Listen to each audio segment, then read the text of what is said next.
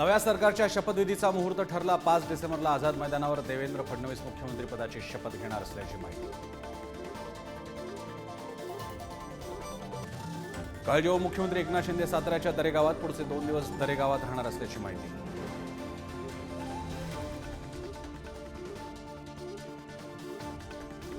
एकनाथ शिंदेंनी सरकारमध्ये असावं अशी सर्व शिवसेना नेत्यांची भूमिका। उदय सामंत यांचं वक्तव्य। एकनाथ शिंदे नव्या सरकारमध्ये सहभागी होणार नसल्याच्या चर्चांना उधाण। एकमेकांवरील वक्तव्यांमुळे काँग्रेसचं नुकसान। पक्ष संघटनेनं अपेक्षेप्रमाणे काम केलं नाही। महाराष्ट्रातील पराभवावर मल्लिकार्जुन खरगेंची नाराजी।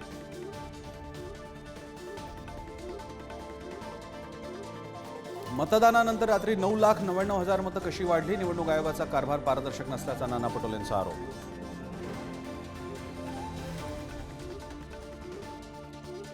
मी प्रदेशाध्यक्ष असताना काँग्रेसने 82 जागा जिंकल्या। पटोलेंनी 16 पर्यंत खाली आणल्या। भाजप नेते अशोक चव्हाणांचा टोला।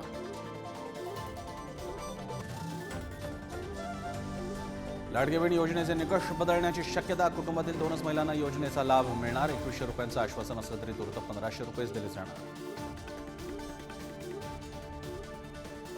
काळजीवाहू सरकार असताना वक्फ बोर्डाला 10 कोटींचा निधी देणं ही प्रशासकीय चूक असल्याचं देवेंद्र फडणवीसांचं मत। नवं सरकार चौकशी करणार, फडणवीसांची माहिती। राज्यात महत्त्वाच्या प्रकल्पांना केंद्राची मंजुरी। नाशकात 100 कोटींचा राम कालपथ उभारणार, तर सिंधुदुर्गातील पाणबुडी पर्यटन प्रकल्पासाठी केंद्र सरकारचा निधी। देशभरातील 3,295 कोटी किमतीच्या प्रकल्पांना मान्यता।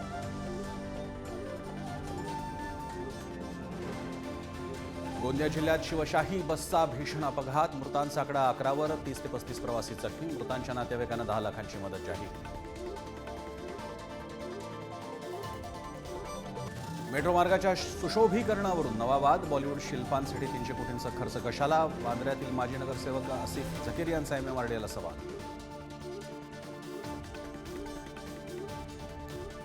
दुचाकीवरील दोघांनाही हेल्मेटची सक्ती। पुण्यात मात्र दंडात्मक कारवाईला बगल। जानेवारीपासून कारवाई करणार असल्याची पोलिसांची माहिती।